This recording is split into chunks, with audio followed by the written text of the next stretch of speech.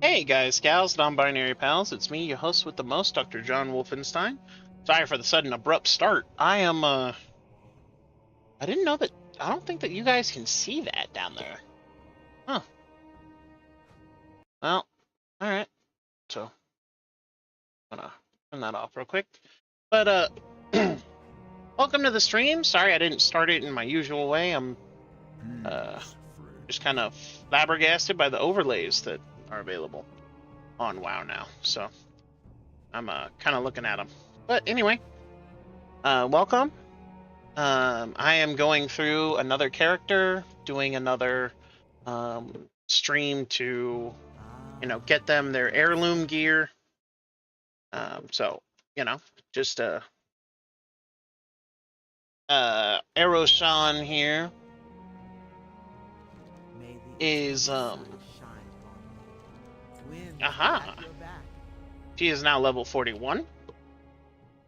And yeah, we're getting there.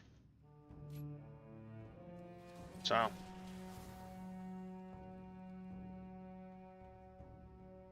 yeah, so hope you guys like what you're seeing and seeing what you like. Sorry for the camera not following me again.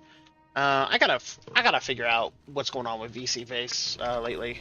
I don't know what the new update was that just don't seem to like me for whatever reason, or what I'm doing wrong to make it not like me. So, but anyway, still hope you guys enjoy what you're watching, and yeah, I'm playing Erosan, so I figured I would play a female, or I would have my female Abby up. Peace, friend. What the?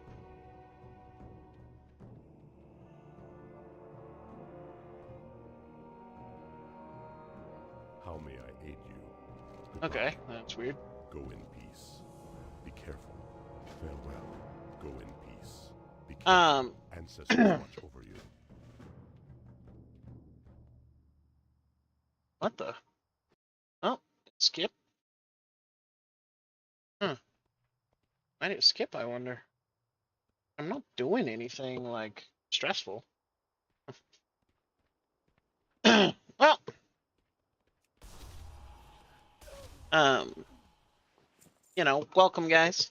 And thanks for stopping in. I appreciate you.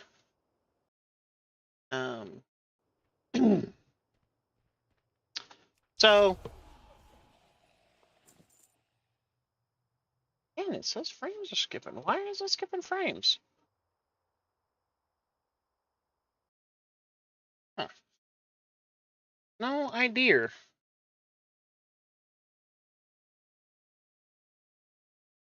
Hmm.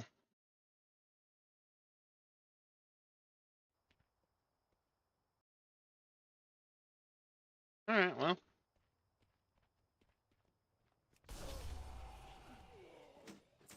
Actually, you know what I'm gonna do? I'm gonna do something here.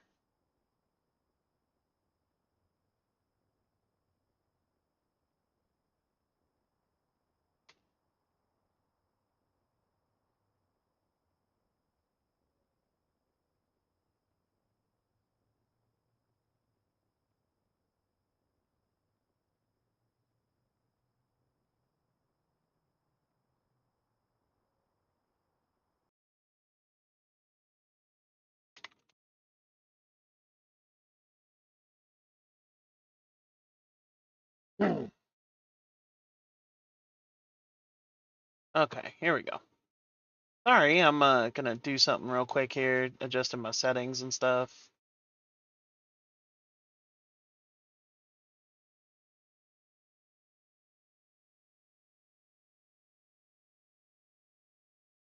Here we go.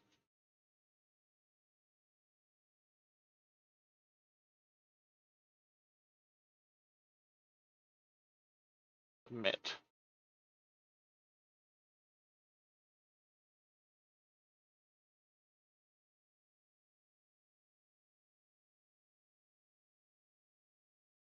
Okay.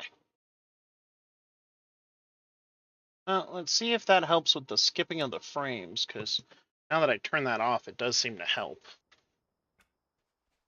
So, Just a little bit. All right. But welcome everyone. So, currently playing Associate Professor Ario-san. She is my Nightborne character, obviously. She helped fight against the Legion when the Horde kind of showed up. She was actually like, she was kind of excited when the Horde showed up. Not just the Horde though, the Alliance also. So Ario-san was, her mom, rather, was a sentinel way back in the day. Be careful. And she was able to live in live in the highborn society. And had a pretty good life that she was able to have for her family and every such, all those such things. But unfortunately, when Azshara went all crazy and when, a lot of the shit went down, they were sealed away and, were kind of trapped. But when Ario-san was born, she was excited because now you can be reunited with the Night Elves and the culture that she left behind. I mean, she was just really excited. And then the Night Elves, well, Night Elves being Night Elves, held a grudge against the Nightborne and kind of ostracized them for being, worshippers and assistants to Azshara for so long. And of course, this caused her to have to flee to, or rather, be accepted by the Horde. However, upon, discovering that the Horde would accept her, whereas her own people, she still viewed herself as a Night Elf, as a Kaldorei, so she was, she felt pain that, her own people didn't want her anymore.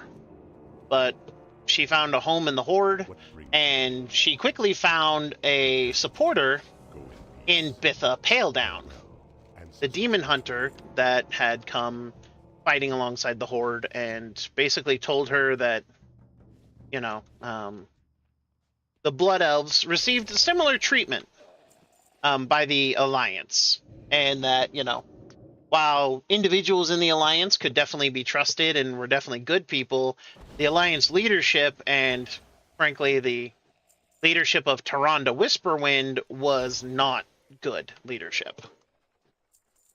And,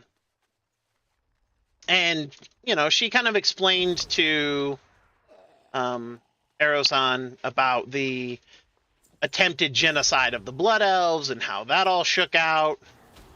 And so Ario-san quickly found home in the Wolves of Azeroth. She has been a pretty competent member thus far. She has not engaged in a lot of the extra. Ario-san has never left Azeroth. She never went to. She didn't go to. She didn't go to Outland. She's never gone to. She's never gone to the past to visit Old Draenor. The way Ario-san sees it is her place is here. She did not join the Horde when they went to Argus to fight. She has kind of just gone about the lands of the Horde and trying her best to repair it and restore it and bring order, as you can see her doing now. She has found a very strong kinship with the Blood Elves and has also found kinship with the Tauren, who, lost so much when, things went wrong.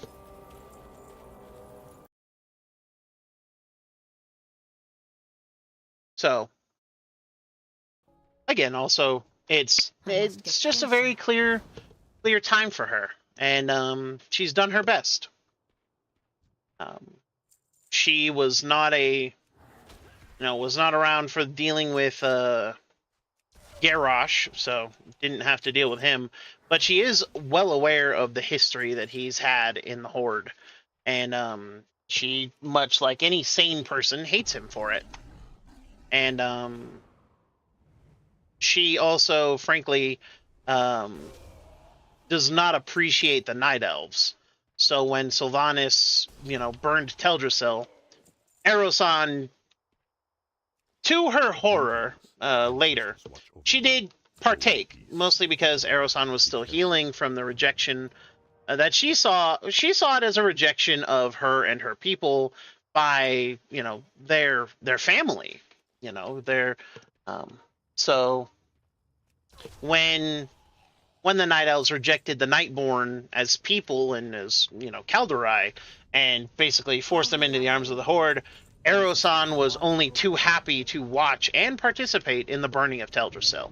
Because if Erosan wasn't going to be welcomed home into the World Tree and into what she saw as her home, then why should they have one either?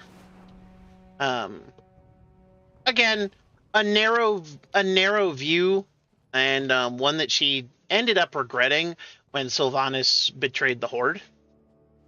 But again, not necessarily one at the time she was too bothered by. But again, with the benefit of hindsight and with the benefit of, learning for, basically with the benefit of learning from her past mistakes, then it was very clear to her that she needed to reevaluate some things. But ever since then, Erosen has been a loyal member of the Wolves of Azeroth and has happily worked with their sister guild, the Swords of Azeroth, or rather the Knights of Azeroth. And so yeah, that's Erosan's kind of story in a nutshell. And again, I'm going to be playing this character, kind of going through all of the old content on Azeroth with her. Currently going through all of the territories of Kalimdor.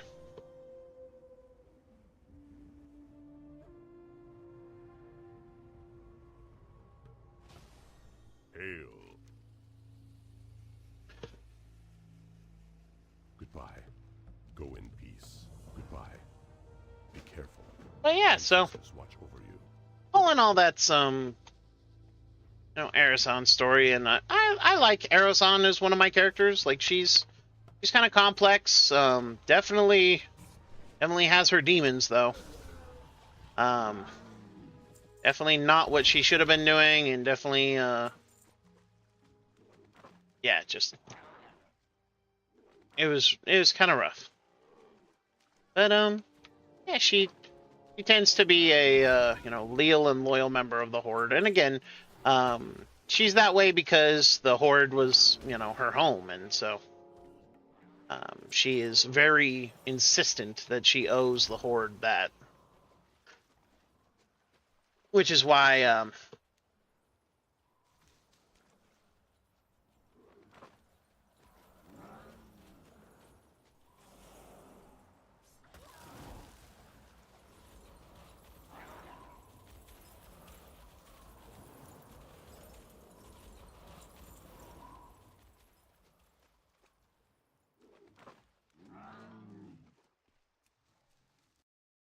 but yeah, so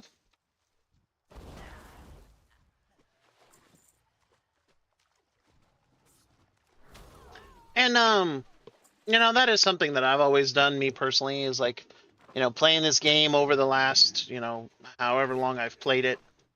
God, how long has it been? Has it been like 20 years? It's gotta be. It's gotta be like up there in time. Like I gotta be up there. Like I've been playing this game since vanilla, so like it's been a while. But I keep forgetting I'm not looking for these nets. But yeah, playing this game as long as I have, I kind of I've always been like a big character jumper. Like I have every single species now, and I have rogues just don't benefit my playstyle. Frankly, like being a demon hunter tank benefits my playstyle the most. Like I find myself really good at that one. The rest, I'm kind of trash. Like, I mean, shaman tank, I'm pretty good at too. Like shaman tank is really good for me. I really like it. But yeah, other than that, psh, you know, I'm not good, and that's okay. I know what I am, I know what I'm not, and you know, I'm a casual WoW player, but I am a fucking WoW historian.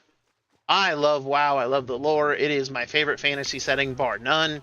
Like hands down, no contest, just miles and miles and miles above everyone else.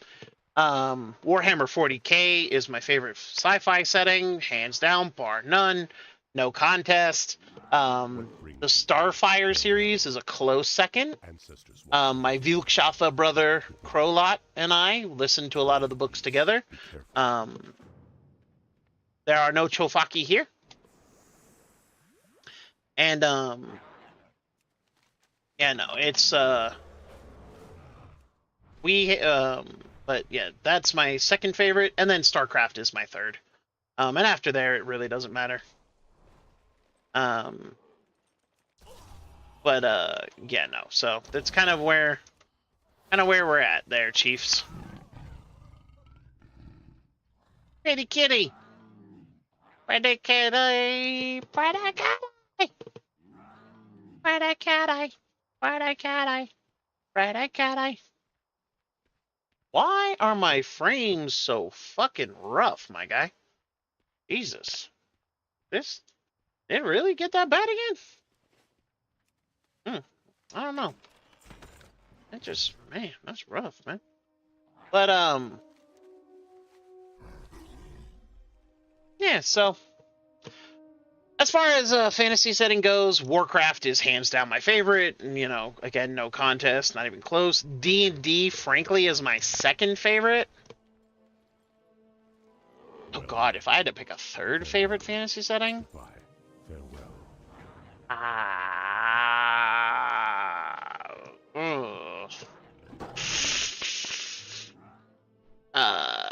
yeah. What is another one?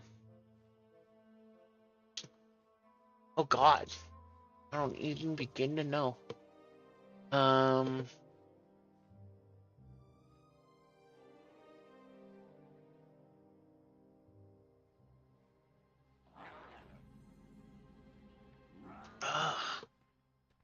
Like, I mean, maybe Lord of the Rings. Yeah, that'd be about the only one I'd put in third. Like Warhammer Fantasy just doesn't do it for me. Like don't get it twisted. I love Total War, Warhammer 3. Like that shit's fun. The units are fun. A lot of the models are fun. I am not a Chaos player. I have never been a Chaos player.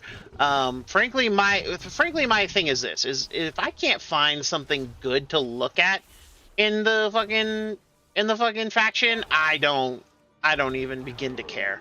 And Nurgle grosses me out. Corn, it's like, yeah, okay, it's kind of fun, but like, bro, chill out. Slanesh does nothing for me. And Tzeentch, I'm like, okay, bro, chill the fuck out. Like, it wasn't a plan that was around your plan, that was inside that plan, that was a plan around the plan, that was planned around the plan, that you're planning around the plan. Like, calm the fuck down. You're like Eisen, and bro, Eisen is not a good person to be. Like, chill the fuck out. Plus their units are just ugly. Like, I like the orcs, like, just because, like, their lore is fun. Far away. But a lot of orc units are fugly. But then again, they're the only ones who get, you know, the Wolf Rider units that I love to pieces. So again, I'll play orcs for that reason. I am out of range. Now Warhammer 40k orcs are a lot more interesting because at least they got the choppas, the big guns, and some of them dress like pirates. Like, you know. And frankly, the freebootas are my favorite 40k orcs. Again, bar none, no contest. So I mean, you know, there's that.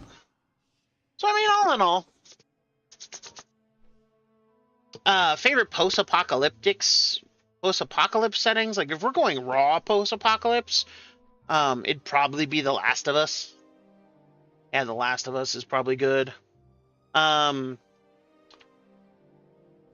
Like, ancestors watch. Honestly, post-apocalyptic is really hard for me because there's a few that like are like all neck and neck. Like, so straight up, like if I had to pick, it'd probably go to like Shadowrun, because let's keep in mind Shadowrun is post-apocalyptia. It's just cyberpunk post-apocalyptia. But like the end of the world as we know it happened. Like the United States are no more. Fucking everybody's had like nuclear warfare. The Great Ghost Dance happened. Dragons came back to the world. Like it's fucking crazy. So like if I was gonna pick a post-apocalypse, like Shadowrun's probably my favorite. But it's a close second. It's a close first with Fallout taken up on its heels. My only problem with Fallout is that look, New Vegas is a good game. I did not give a shit about most of it.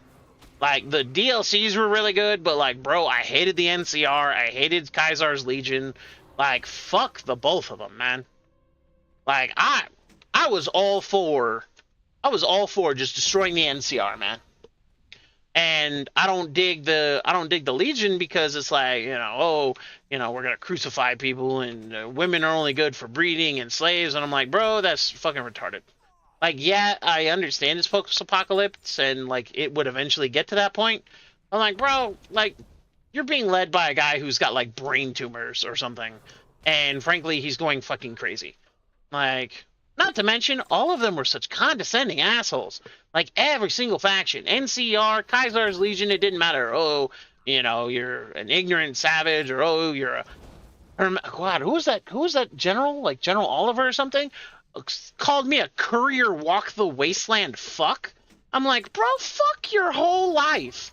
Like, oh, I enjoyed blowing his goddamn head off. That was great. Again, TikTok, I'm talking about a video game. Calm the fuck out. Like, chill, bro.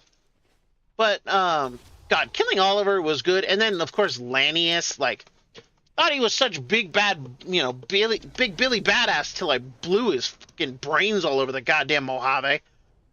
And then I'm like, you know, and Mr. House was no better. I was like, you know what, fuck you, Mr. House. So I killed him, and I took over the goddamn Mojave for myself, and I was like, you know what, I'm the ruler of the Mojave with an iron goddamn fist, and nobody is going to stop me. But, like, and then Fallout 76 was garbage. Like, the story wasn't interesting. And again, I played it when it first came out, and I'm like, bro, this is a mess. And, just, bro. And then, of course, yeah, Fallout. Nothing saved Fallout 76. Like, I heard it got a story later on, and you know what? For those of you who like that game, by all means, I hope it's everything you ever wanted. But for me, I played the game at release, and I went, abso-fucking-lutely not. I'm not gonna waste my time. Too far away. Me, I'm very much like that. A game has one chance to make a good impression on me, and I will. If it doesn't, I will just never play it again. It's like, oh, it gets better after patches and everything. I'm like, it should have been that on day one. And the fact that it wasn't is a crime. Like, so I once burned, twice shy. I'm not gonna give it a chance to disappoint me a second time. But again, I hope for those of you who love the game and think it's like great, good, I'm glad. Please enjoy it to your heart's content. Don't worry about my opinion, because frankly, again, you don't agree with it. Just know that this is my opinion. This is how I feel about it. So, you know, that is what that is. The Last of Us is peak zombie apocalypse, and I mean, you know, oh, it's not really zombies. Okay, fine, whatever. But that's still peak. I didn't play the second one. I didn't play it all the way through. I bought it, and then I saw that we were playing as someone else, like, for half the game. I played through Abby's opening story, and I played through that, and she murdered Joel. I took 4 months off the game at that point. I then picked it back up. Started with Ellie shit. and got to the next part where I had to play Abby, and I put it the fuck down because I'm not playing the woman who murdered Joel. And I did eventually sit down and watch a whole like story walkthrough of it, and my God, the shit they do to Ellie, man. Like, poor Ellie. She did not deserve that treatment.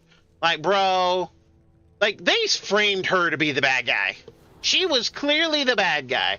And again, if you want to know if someone is a bad guy or like the people want you to be a bad guy in games, you need to understand something.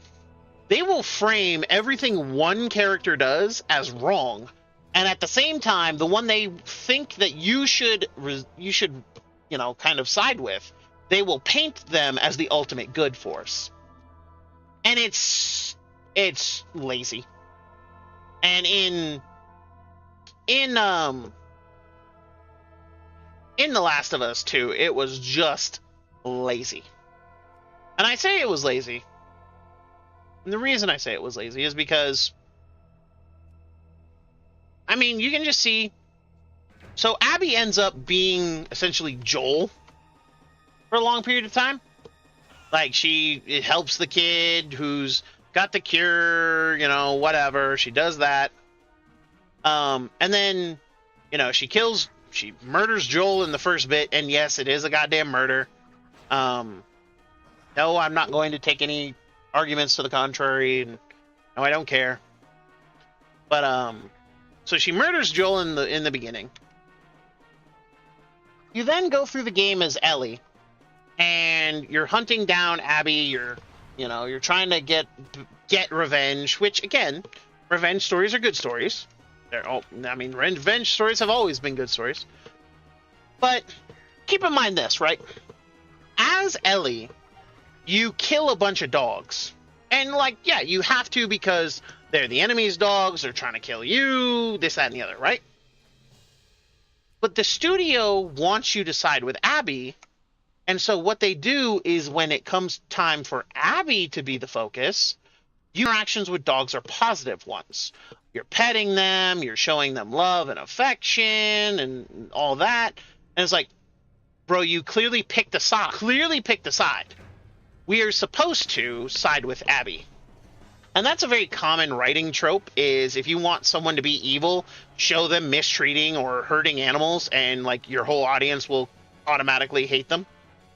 It is so basic, it is so bitch made, and it's just disgusting. And again, at the end of the game, Abby has everything she wanted. She wasn't really hanging out with her friends anyway. She, of course, gets to save the kid and gets to walk off into the sunset with him. All of her goals were met. Abby won. Meanwhile, our homegirl Ellie, the girl we spent a whole game with, learning her character, bonding with her, everything she did is now irrelevant, painted wrong, or just outright evil. And that's just the way that is. And it's like, that's just disgusting to me. That is it is vile to me. And I'm so mad that they did it. I will never play the game myself. And as far as I'm concerned, The Last of Us ended with the first one. And the DLC. Well, the DLC is part of the first one, but The Last of Us ended with the first one. I have no reason to go play, no reason to think about it, no reason to do anything with it. The first one was goated with the sauce, and frankly is one of the greatest games ever made. The second one was an abysmal pile of dog shit. Now, don't get it twisted. Apparently Laura Bailey got a lot of hate for her portrayal as Abby, and I'm like, bro, that's not fair. She did the best she could with what she was given. She played a role. She was beautiful as that role. Again, she was great. Laura Bailey is one of the greatest voice actors of all time. She did not deserve all the hate she got over Abby. That's just not appropriate. It's an actor. She doesn't deserve, the poor kid who played Joffrey does not deserve to be hated like we all hate Joffrey. Laura Bailey did not deserve the hate she got for playing Abby. Yes, we all hated Abby. Yes, Abby fucking sucks. And yes, like, bro, if I could have killed Abby in the game, and I would have tried. Um, like I've seen the video of just her getting eaten by the Rat King like thousands of different ways, and that was so fun to me. But anyway, again, if I could have like won the game as Ellie and actually killed Abby, I'd have been a lot happier off. But Laura Bailey does not deserve what she got over, the portrayal of Abby. That was too far. People went crazy. But so I mean, The Last of Us is definitely my favorite traditional like zombie apocalypse setting.